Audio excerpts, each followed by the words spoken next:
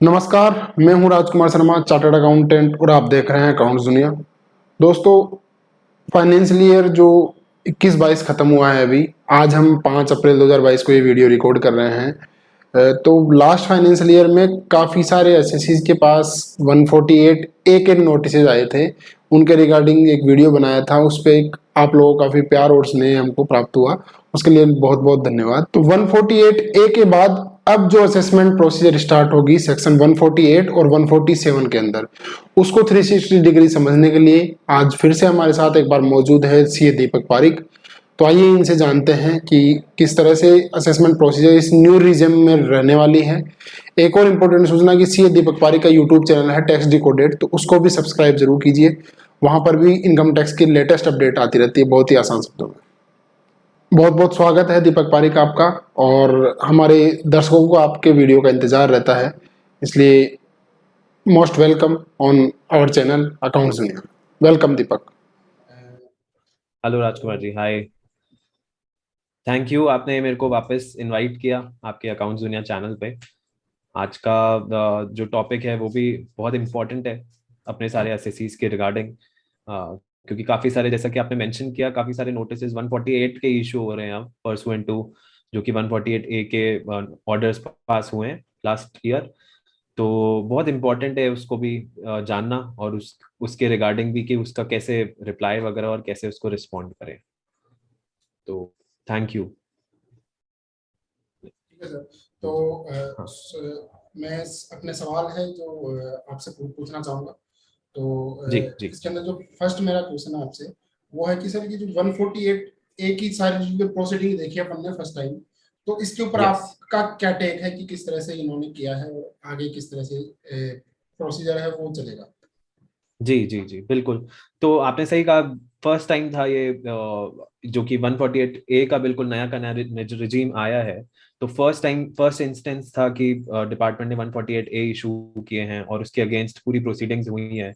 इसमें जितना मेरा एक्सपीरियंस, लिमिटेड एक्सपीरियंस कहता है कि काफी सारे 148 ए के नोटिस जो थे वो और प्रोसीडिंग्स जो थी वो हुई थी, क्योंकि जैसा कि अपन ने पिछले वीडियो में भी बात किया था, ये प्रोसीडिंग्स करना असेसिंग ऑफिसर्स के लिए मैंडेटरी है।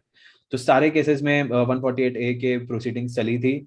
अब जैसा कि अपन ने डिस्कस भी किया था, ये काफी इंपॉर्टेंट था कि आप 148 ए का जो नोटिस है उसके अगेंस्ट काफी अच्छा अपना रिस्पॉन्स दें, काफी डिटेल अपना रिस्पॉन्स दें। जैसा भी जिस भी सिचुएशन के अकॉर्डिंग आपका रिस्पॉन्स बनता है, वो आप प्रॉपरली इसको रिस्पॉन्ड करें, ताकि आप ट्राई करें कि ताकि आपकी जो प्रोसीडिंग्स है वो वहीं की वहीं कंप्लीट हो जाए। बट देखा गया कि कई असेसीज जो थे वो रिलक्टेंट थे, इग्नोरेंट थे, जो नहीं दे पाए इसका रिस्पॉन्स वगैरह। और उन केसेस में आप देखिए कि 100% ही लगभग 148 इशू हुए हैं, और यानी कि अब फुल फ्लेजेड 148 की प्रोसीडिंग्स उनके केसेस में खुल गई है। और ऐसा है जिन्होंने रिस्पॉन्ड भी किया था तो उन केसेस में भी 148 इशू हुए हैं नोटिसेस, मतलब प्रोसीडिंग्स खुली हैं। बट एटलीस्ट एक अपने पास ग्राउंड वर्क या फिर बेस वर्क रेडी है, जो कि आपने ऑलरेडी 148 ए में तैयार कर लिया है। और कुछ एक लिमिटेड केसेस ऐसे भी हैं जिसमें प्रोसीडिंग्स ड्रॉप भी हुई है, तो वहां पे भी एसएसीज को इसका काफी फायदा मिला है। तो मेरे हिसाब से मेरा तो एक्सपीरियंस अभी, अब जो नेक्स्ट अपन असेसमेंट ईयर में आगे बढ़ेंगे और नेक्स्ट टाइम जब इशू होंगे, तो इसी से तो यहाँ से यही टेक निकल के आता है कि आपको 148 ए के जो नोटिस हो रहे हैं उनका ढंग से डिटेल रिस्पॉन्स फाइल करना चाहिए। जी ठीक है सर। इसके अंदर मेरा सर एक ये भी है कि जिन्होंने नोटिस दिए हैं, ठीक जी है, जी जिन्होंने रेस्पॉन्स दिया है उस जी 148 ए के अगेंस्ट में और अच्छे से रेस्पॉन्स दिया है, उनके भी 148 ए आए हैं। तो कहीं ना कहीं डिपार्टमेंट भी इस चीज को सही से नहीं देख पा रहा है, या मतलब उनके पास जो इन्फॉर्मेशन गई है वो हो सकता है उनके हिसाब से नहीं है। लेकिन बिल्कुल आपने जैसा मेंशन किया कि ये जो जी आपने जी ग्राउंड्स अभी बनाए हैं, ऑब्जेक्शन जो फाइल किए जी, हैं, वो आगे जाके उनको कहीं ना कहीं हेल्प जरूर करेंगे 148 की बिल्कुल प्रोसीडिंग में, बिल्कुल या उसके आगे जब भी जाते हैं तो वहां पर जरूर उनको हेल्प करेंगे। ठीक है सर। तो बिल्कुल ठीक बात इसके कहा। इसी में सर एक और सवाल मेरा मेरे मन में आया। अभी भी है जिनका टाइम लिमिट भी निकल चुका, लेकिन अभी भी उनके पास ना तो 148 आया है ना 148 ए आया है, तो वो किस तरह जी से जी आगे प्रोसीड करें और कब तक का वेट करें, ताकि उनको ये जी जी। मालूम चले कि हाँ भाई आगे मेरे को 148 आ सकता है। तो उसकी टाइम लिमिट क्या है, एक असेसमेंट मतलब क्या ऑर्डर पास करना कंपलसरी है, और ऑर्डर पास करना है तो कब तक पास करना है उसके बारे में बताइए। जी जी जरूर।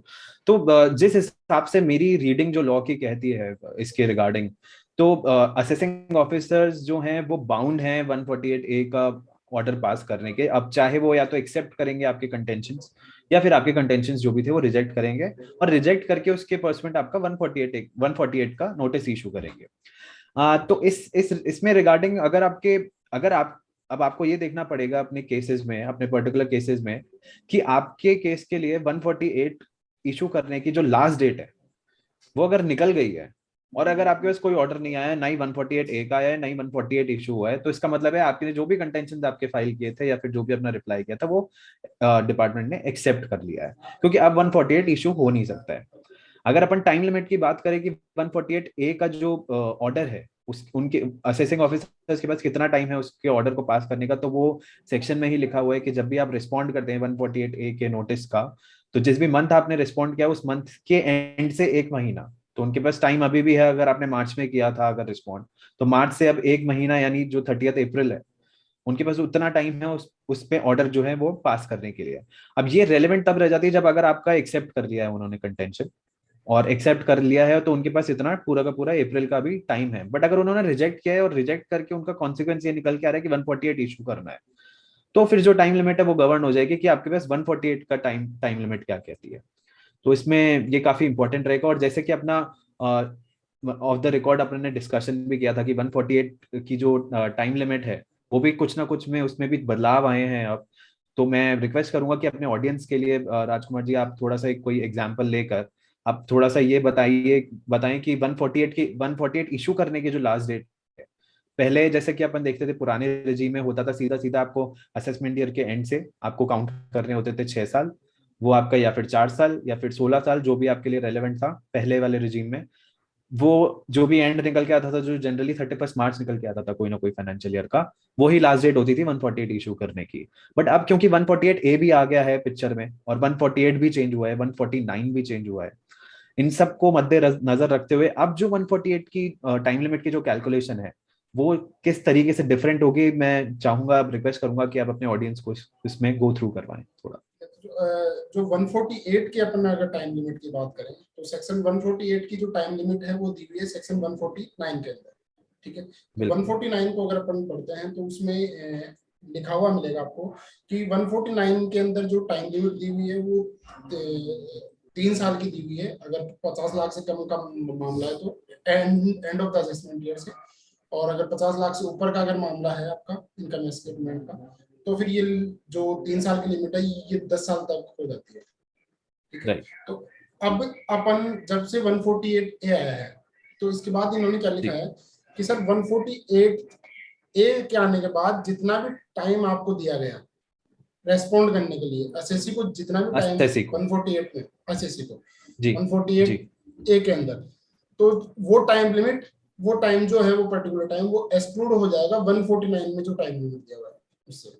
जी फॉर जी एग्जाम्पल अगर अपन बात करें तो मान लीजिए 148A अपना इश्यू हुआ है 24 मार्च 2022 को, राइट। जी जी 24 मार्च 2022 को ये इश्यू हुआ, और इसमें बोला गया कि आपको जो रिप्लाई फाइल करना है वो आपको करना है 10 अप्रैल 2022 तक, जी राइट। जी तो अगर अपन ओनली 148A की बात करें तो ये कहता है कि सर जिस तारीख को आपने, जिस डेट को आपने रिप्लाई दिया है उसके एंड ऑफ द मंथ से नेक्स्ट मंथ के एंड तक आप असेसमेंट ऑर्डर पास कर सकता है जो आपका असेसिंग ऑफिसर है।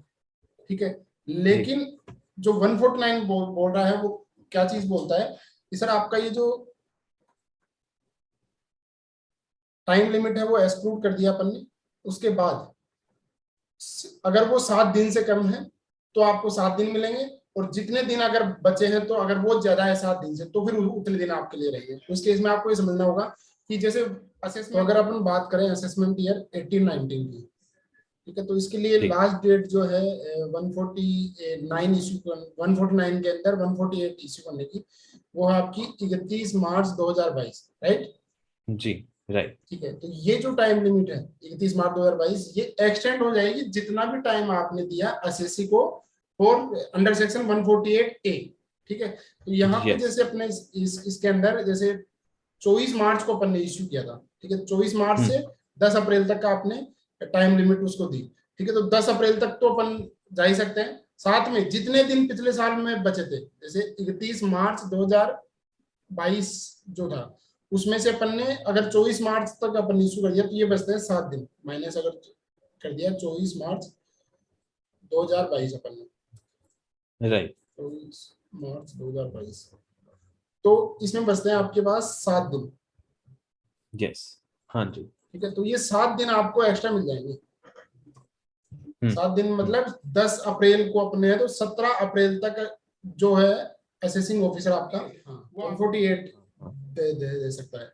अब इसको अगर एक और एग्जांपल अपन ले उसको समझना चाहे तो जैसे मान लो असेसिंग ऑफिसर ने 148 ए दिया आपको 27 मार्च को, ठीक है, और उसमें टाइम जो लिमिट दिया गया वो दिया आपको कि 10 अप्रैल तक, सॉरी इसको थोड़ा सा डेट चेंज करते हैं, 12 अप्रैल तक आपको करना है। ठीक है, तो अब इसमें जो टाइम लिमिट 149 के हिसाब से है वो क्या है कि कितने दिन रहे थे पिछले साल में, तो 31 मार्च में से 27 मार्च अपन लेस करते हैं तो आते 4 दिन। ठीक है, तो वैसे तो जी 12 अप्रैल और 4 दिन होना चाहिए 16 अप्रैल। ठीक है, जी। लेकिन 149 के अंदर ही एक प्रोविजो इंसर्ट किया गया है कि अगर आपका जो टाइम लिमिट बचता है इस टाइम को एक्सक्लूड करने के बाद, अगर वो 7 दिन जी। से कम बचता है तो उसको 7 दिन कर दिया जाएगा। ठीक है, जैसे यहाँ पे ओके, 4 दिन मिनिमम बच रहे थे, मतलब मिनिमम 7 दिन। मिनिमम 7 दिन का टाइम रहेगा असेसिंग ऑफिसर के पास 148 ए के रेस्पॉन्ड में वन नया या तो उसको रिजेक्ट करने का या एक्सेप्ट करने का, और 148 न्यू इश्यू करने का। तो इस क्वेश्चन के ओके। अंदर 12 + 7 दिन हो गए 19/4/2020। यस। ठीक है, तो ये जी इस जी। 19 अप्रैल तक अपना 148 इश्यू कर सकता है असेसमेंट, जो असेसिंग ऑफिसर है वो। आई होप ए इससे वाई एटी आपका नाइनटीन डाउट है चलो। वो क्लियर हो गया होगा। जी, तो अगर इस पूरे इशू को कंक्लूड करें एंड में, तो अपन ये बोल सकते हैं कि बेसिकली जितना टाइम एसएससी को दिया गया है 148 ए को रिस्पॉन्ड करने के लिए, वो टाइम पीरियड आपको एक्सक्लूड करना पड़ेगा। यानी जो भी डिले एसएससी की वजह से हो रहा है इस प्रोसीडिंग्स में, वो इतना फायदा असेसिंग ऑफिसर को मिल जाएगा। अगर असेसिंग ऑफिसर की वजह से डिले हो रहा है तो उसको कोई फायदा नहीं मिलेगा, तो वो टाइम पीरियड एक्सक्लूड नहीं होगा। जी जी, तो मेरे को समझ में आ गया है ये, बिल्कुल। आई थिंक होपफुली ऑडियंस को भी ये पार्ट समझ में आए। और 7 दिन उसको एक्स्ट्रा दिए गए हैं कि अगर 7 दिन से कम होता है तो एक 7 दिन का टाइम तो मिलना ही चाहिए किसी भी तरह से। मतलब 7 डेज मिनिमम मिलेंगे असेसिंग ऑफिसर को 148 इशू करने के लिए। और क्योंकि 148 इशू करना है उसको विद इन 7 डेज, तो उससे पहले उसको 148 ए का ऑर्डर भी पास करना पड़ेगा। हाँ। अब यहाँ पे एक कॉन्ट्रेरी बात ये आ जाती है कि सर जैसे अपने जो क्वेश्चन था उसमें 19 अप्रैल एक डेट डेट आई थी सेकंड एग्जांपल के अंदर, तो अगर उसका यस। 148 ए का ऑर्डर पास करने की डेट की बात करें अपन, तो ऑर्डर पास करने की डेट है जिस मंथ में आपका रिप्लाई आया एसएससी से, वो आया मान लो अपना अप्रैल के अंदर, तो उसकी अप्रैल में आया ऑर्डर था, पास करने की राइट, डेट आपने है एग्जांपल में 31 अप्रैल मई बता। 31 मई। ठीक है, क्योंकि लेकिन 1 month from the end of the relevant हाँ मंथ। वो 148 जी एक अनुसार है, लेकिन अगर अपन बात करें कि उसको असेसिंग ऑफिसर है वो रिजेक्ट करते हुए 148 की प्रोसीडिंग स्टार्ट करना चाहता है, तो फिर उसके पास डेट है 19 अप्रैल। तो इसी कारण से भी कई सारे लोगों को जो है वो ऑर्डर नहीं आ रहे हैं, क्योंकि अगर नेगेटिव ऑर्डर है, मतलब अगर एसएससी के पॉइंट ऑफ व्यू से अगर उसका पॉजिटिव ऑर्डर है, मतलब उसके ऑब्जेक्शन को एओ ने मान लिया है, तो उस केस में उसके पास अभी टाइम लिमिट है 31 मई तक वो ऑर्डर पास कर सकता है। और ऐसे नोटिस जिनका 148 में टेकअप होना है, मतलब 148 इशू होना है, उनका ऑलरेडी जो टाइम लिमिट 149 के अंदर अपन ने देखी उसके हिसाब से नोटिस ऑलरेडी इशू हो चुके हैं। तो आई थिंक इसके हिसाब से अपने को सारी टाइम लिमिट है वो समझ में आ गई होगी। जी जी। ठीक है, तो मेरा जो नेक्स्ट सवाल दीपक आपसे वो है कि 148 आने के बाद, जैसे 148 आ चुके उसके बाद आगे की प्रोसेस हमको किस तरह से करनी है, किस तरह से टेक करना है केस को, उसके बारे में आप कुछ बताइए। जी जरूर जरूर। तो राजकुमार जी, जैसे कि अभी जो 148 के नोटिसेस इशू हो रहे हैं उसमें अपन को क्या प्रोसीजर होगा जो आगे फॉलो होगा, या फिर कैसे उसको रिस्पॉन्ड करना है, इस इसमें मतलब अगर अपन इसमें डिटेल में जाने से पहले अपन को ये इम्पोर्टेंट है कि अभी तक क्या होता आया था। ये समझना इंपॉर्टेंट है कि अभी तक कैसे पूरा का पूरा जो था प्रोसेस था वो क्या होता था। तो मैं एक बार जल्दी से क्विकली एक बार आपको ब्रीफ कर देता हूँ कि अभी अभी तक अपना कैसे इसको रिस्पॉन्ड करते थे। तो होता ये था कि पहले जो नोटिस इशू होते थे 148 के, उसमें असेसिंग ऑफिसर आपको चांस देते थे 30 डेज का, या फिर जो भी प्रेस्क्राइब टाइम लिमिट होती थी, कि आप इसमें अपनी correct return of income file करें। तो उसके अगेंस्ट में अपन को एक रिटर्न ऑफ इनकम फाइल करनी होती थी 148 की।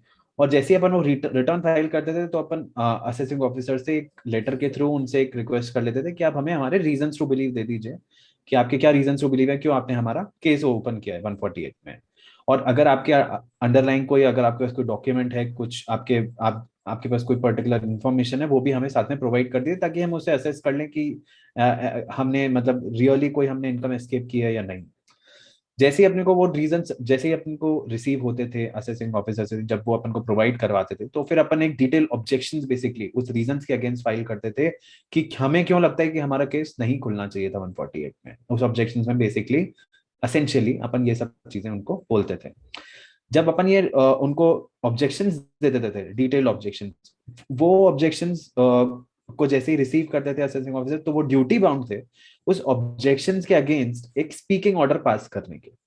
ये जो रिक्वायरमेंट आती है निकल के कि उसको, उनको असेसिंग ऑफिसर को उसको या तो रिजेक्ट करना होता है या एक्सेप्ट करना होता है ऑब्जेक्शंस को, और उसमें एक स्पीकिंग ऑर्डर पास करना होता है। ये लॉ में कहीं नहीं लिखा है, ये बेसिकली एक लैंडमार्क रूलिंग है अपनी सुप्रीम कोर्ट की, उसी में उन्हीं के थ्रू ये प्रोसेस एस्टैब्लिश हुआ था।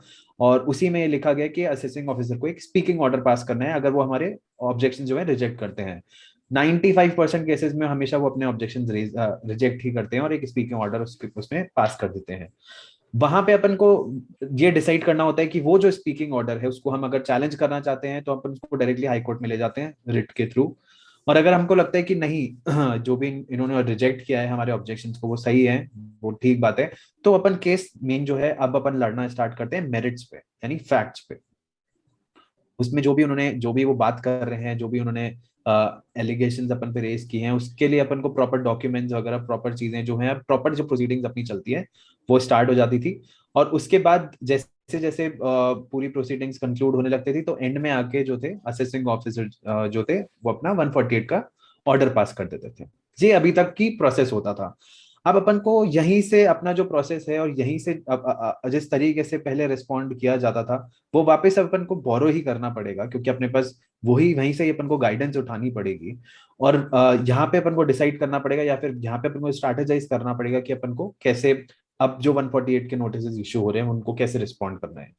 तो अभी भी अगर आप देखेंगे कि तो जो 148 के नोटिस अब जो इशू हैं उसमें वापस ये रिक्वायरमेंट है लॉ में कि अपन को असेसी को बेसिकली एक अपॉर्चुनिटी दी जाती है कि आप अपनी रिटर्न ऑफ इनकम फाइल करें, correct return of income file करें within a stipulated time. और उस टाइम में अब अपन को डेफिनेटली सबसे पहले अपन को वापस अगेन अपन को रिटर्न ऑफ इनकम फाइल करनी पड़ेगी। रिटर्न ऑफ इनकम फाइल करते ही अपन को एक लेटर वापस असेसिंग ऑफिसर को आई थिंक देना पड़ेगा मेरे एक्सपीरियंस में। मुझे लगता है कि उनको एक वापस अपन को ये पूछना पड़ेगा कि आपके पास क्या ऐसी इन्फॉर्मेशन थी, ऑल दो अब जो नए रिजीम है उसमें अपने पास ये ऑलरेडी इन्फॉर्मेशन अवेलेबल होती है कहीं ना कहीं 148A क्योंकि हो चुका होता है अपने अगेंस्ट, और उसमें अपन को पता होता है कि क्या इन्फॉर्मेशन है। बट स्टिल जब आपने रिटर्न फाइल कर दी आपको प्रॉपर चीजें, सारी डॉक्यूमेंट्स, क्योंकि 148A में देखा गया है कि वो केवल एक जो उन्होंने 148A का नोटिस इशू किया था उसी में एक थोड़ी सी इन्फॉर्मेशन लिखी होती है। बट अब आपको 148 के प्रोसीडिंग्स के कोर्स में आपको प्रॉपरली उनसे पूछना चाहिए कि क्या क्या इन्फॉर्मेशन है। अगर आपके कोई डॉक्यूमेंट्स भी हैं तो उसकी हमें फोटोस्टेट कॉपीज दीजिए। आपने जो भी अप्रूवल वगैरह अथॉरिटीज से लिए हैं रिक्वायर्ड जो हैं, क्योंकि असेसिंग ऑफिसर को पहले अप्रूवल भी लेने होते हैं, तो वो भी जो है वो भी आप हमें प्रोवाइड कीजिए कि क्या वो सही है। तो वो भी हमको देखने पड़ेंगे। ये जब सब वापस अपने पास इंफॉर्मेशन अपने पास वापस कलेक्ट हो जाएगी तो इसको प्रॉपरली स्टडी करके अगेन अपन को एक ऑब्जेक्शंस, डिटेल ऑब्जेक्शंस वापस एक फाइल करने पड़ते हैं। यहाँ पे जब अपन ऑब्जेक्शन फाइल कर रहे होंगे तो अपन को एक ना एक जो बेसिकली एक हेल्प जो है वो अपन को ऑलरेडी मिल जाएगी, जो अपन ने प्रीवियस ऑब्जेक्शन फाइल किए थे 148A में, और उसी के कोर्स में उसी की लाइंस में और उसको डिटेल एलाबोरेट करके अपन एक ऑब्जेक्शन वापस फाइल करेंगे। जैसे ही अपन ऑब्जेक्शन फाइल करेंगे तो मुझे लगता है कि जो पुराने रिजीम में जो लैंडमार्क रूलिंग थी अपनी सुप्रीम कोर्ट की वो अभी भी होल्ड गुड करेगी।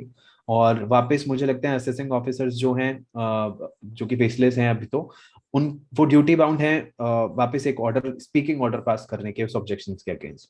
और वापस अगर अपन चाहें वो जो स्पीकिंग ऑर्डर हुआ है उसको अपन अपने रिट और जुरिसडिक्शन इन्वोक करके हाई कोर्ट के सामने उसमें अपन आई थिंक अपील कर सकते हैं। अभी भी ये ऑप्शन जो है वो अवेलेबल है एसएससीज के पास।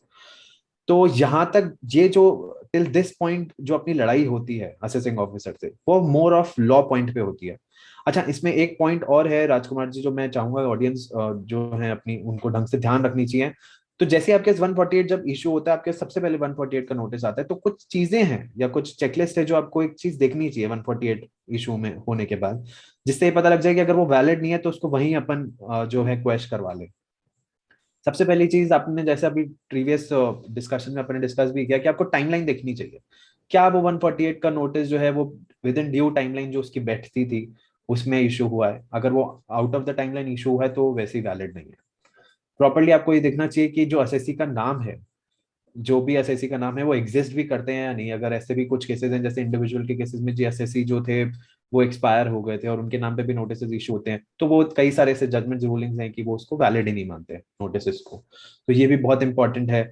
उसके बाद अपन को ये देखना चाहिए कि प्रॉपर सैंक्शन जो है या प्रॉपर जो अप्रूवल है अपनी सीनियर अथॉरिटी से वो लिया गया है या नहीं लिया गया है, ये भी देखना पड़ेगा, क्योंकि वो नोटिस में ही लिख के देंगे हमने इनसे अप्रूवल लिया है।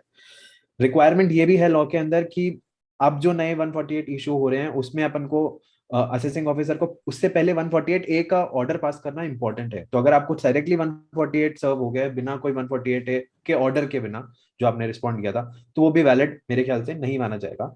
तो आपको आप अगर उन्होंने नहीं प्रोवाइड किया तो आपके ऊपर एक ये रिस्पॉन्सिबिलिटी बनती है कि आप उनसे मांगे कि आप पहले हमें 148 ए का ऑर्डर दें, साथ में कि उसका क्या जो था फेट रहा, ये भी चेक करना इंपॉर्टेंट है। तो ऐसी कुछ चेकलिस्ट है, ये भी उनको साथ में देख के। और जहां तक कि मैंने पॉइंट बताया, जब तक अपन ऑब्जेक्शन फाइल करते हैं और वो रिजेक्ट करते हैं असेसिंग ऑफिसर, ये पॉइंट तक अपनी जो लड़ाई होती है वो लॉ की होती है। लॉ पॉइंट पे अपन लड़ाई कर रहे होते हैं यहाँ तक। बट जैसे ही वो रिजेक्ट हो गया और अपन ने डिसाइड कर लिया अपन को मूव ऑन करना है, अब प्रोसीडिंग्स में अपन को कोऑपरेट करके इसको क्लोज करवाना है, वहां पे अपन मेन अब ध्यान देना चाहेंगे कि अपने फैक्ट्स क्या क्या है केस के, अपने मेरिट्स क्या है केस के, प्रॉपरली उसको अपन कैसे डिफेंड कर सकते हैं, हम कैसे डॉक्यूमेंट्स के थ्रू बता सकते हैं कि हमने कोई इनकम एस्केप नहीं की। वहां पे अपना जब पूरा का पूरा माइंड उस टाइम पे जो है वो वर्क करना चाहिए उस टाइम पे। और जैसे ही अपन उस मेरिट्स पे लड़ाई जो है अपनी स्टार्ट करते हैं असेसिंग ऑफिसर्स के साथ, वो फिर टू एंड फ्रो जो है कम्युनिकेशन चलती रहती है। और एंड में जाकर जो है 148 की प्रोसीडिंग जो है कंक्लूड हो जाती है, या तो वो एडिशन कर देते हैं आपकी इनकम में, या फिर वो आपके कंटेंशंस और सबमिशंस जो है वो एक्सेप्ट कर लेते हैं। और उसी के अकॉर्डिंग जो है बेसिकली 148 जो है बेसिकली कंक्लूड हो जाता है। तो अब अगर अपन एक ब्रीफली अपन जल्दी से जाने कि अब नए रिजीम में और ओल्ड रिजीम में जो एक मेजर जो डिफरेंस हुआ है, वो पहले ये होता था कि आपको एक अपॉर्चुनिटी बाद में मिलती थी अपने एक ऑब्जेक्शन फाइल करने की और उसके अगेंस्ट ऑर्डर आने की जो आप रिट में ले जाना चाहते थे। अब नए रिजीम में उसको सबसे पहले कर दिया, स्टार्टिंग ही वहीं से हो रही है। अब 148 ए कुछ भी नहीं है और बेसिकली यही है कि आप एक ऑब्जेक्शन फाइल कर रहे हैं और इसके अगेंस्ट वो एक 148 ए का ऑर्डर पास कर रहे हैं, जो मेरे अकॉर्डिंग मुझे लगता है आप चैलेंज कर सकते हैं हाई कोर्ट में रिट के थ्रू। यहाँ पे एक जो छोटा सा कॉन्सेप्ट जो होता है, वो एक होता है ऑल्टरनेट रेमेडी का, वो भी एक मैं हल्का सा बताना चाहूंगा अपनी ऑडियंस को। वो उसमें ये बेसिकली होता है कि काफी सारी ऐसी रूलिंग्स हैं, जजमेंट्स हैं जो कि बोलते हैं कि अगर आपके पास एक रेमेडी अवेलेबल है ऑलरेडी एक्ट में, तो अपने पास अगर आप इनकम टैक्स में देखें तो अपने पास रेमेडी क्या अवेलेबल है, अपने पास है कि भाई असेसिंग ऑफिसर ने अगर हमारे अगेंस्ट कुछ प्रोसीडिंग कर भी दिए हैं और ऑर्डर भी पास कर दिया, तो आप सीआईटी में लेके जाइए। सीआईटी ने अगेंस्ट कर दिया तो आईटीटी में लेके जाइए, और ये चैनल आपको फॉलो करना पड़ेगा, ये एक्ट में ही प्रोवाइडेड है, ये एक रेमेडी अवेलेबल है। तो आप कैसे डायरेक्टली एक नोटिस इशू किया एओ को, डायरेक्ट उसको हाई कोर्ट में कैसे लेकर जा सकते हैं? ऐसे जजमेंट होते हैं कि आप नहीं ले जा सकते हैं इसमें, क्योंकि आपके पास एक ऑल्टरनेट रेमेडी ऑलरेडी एक्ट में प्रोवाइडेड है, आप उसको फॉलो करें और फिर उस चैनल के थ्रू हमारे पास आए। अगर आईटीआईटी अगर अगेंस्ट में जाते हैं तो फिर हमारे पास आए। बट इसमें फिर ये भी एक पॉइंट आता है कि जब आप जुरिस्डिक्शन चैलेंज कर रहे होते हैं किसी चीज का, जब भी आप डायरेक्टली अथॉरिटी ही चैलेंज कर रहे हैं कि ये तो नोटिस ही नहीं इशू होना चाहिए था हमारे हमारे केस में, ये तो जुरिस्डिक्शन ही नहीं था असेसिंग ऑफिसर्स के पास, वो उस केस में अपन जो है वो हेल्प ले सकते हैं अपन की डायरेक्ट अपन रिट में जाएं और अपन रिट में बेसिकली जाकर यही कहते हैं कि इनका जुरिस्डिक्शन चैलेंज कर दें, तब वो जाके अवेलेबल होता है। तो वो भी एक इंपॉर्टेंट एस्पेक्ट होता है देखने का जब भी आपके ऊपर 148 की प्रोसीडिंग्स इनिशिएट होती है। तो आई थिंक मोर और लेस जो 148 मुझे लगता है मेरे अकॉर्डिंग 148 की प्रोसीडिंग्स अब कैसे जो कंक्लूड होंगी या कैसे पूरी की पूरी होंगी अब नए रिजीम में, मोर और लेस वो वैसी ही होनी चाहिए जैसे पुराने केस में होती थी। इज जस्ट दैट कि 148A पहले आ गया है अपॉर्चुनिटी। बट ऑब्वियसली अब गोइंग फॉरवर्ड अपन को पता लगेगा भी अगर कुछ डिफरेंस आते हैं या नहीं आते हैं प्रोसीडिंग्स करने में, या डिफरेंस अगर पुराने रिजीम और नए रिजीम में है, तो ऑब्वियसली अपन को ये पता लगेगा ही गोइंग फॉरवर्ड। बट मेरा मेरा कहना है, मेरा जो सजेशन रहेगा पूरे के पूरे ऑडियंस को, अगर उनके केसेस में 148 इशू हो रहे हैं तो वापस आपको वो फॉलो करना चाहिए पूरा का पूरा प्रोसीजर। और ऑब्जेक्शंस का जब भी आपको टाइम मिल रहा है या जब भी आपको अपॉर्चुनिटी मिल रही है ऑब्जेक्शंस फाइल करने की, आपको एक डिटेल्ड ऑब्जेक्शंस जो हैं असेसिंग ऑफिसर के सामने फाइल करने चाहिए। जी जी ठीक है दीपक जी, बहुत अच्छा लगा आपसे बात करके। आपने बहुत अच्छे से समझाया, जी बहुत ही सिंपल तरीके से समझाया। और मैं खुद भी डायरेक्ट टेक्स्ट की प्रैक्टिस में पिछले 5-6 साल से हूँ।